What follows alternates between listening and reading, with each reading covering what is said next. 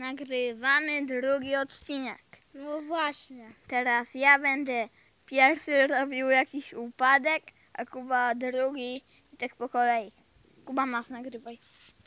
Czekaj. Poczekaj. No dawaj.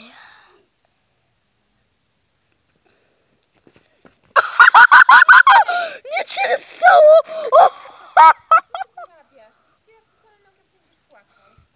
O Jezus Maria. Naprawdę nic się nie stało? No. Nic nie stało, to...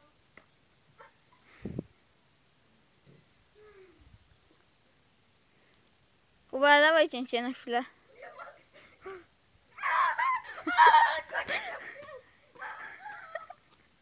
Co się boi?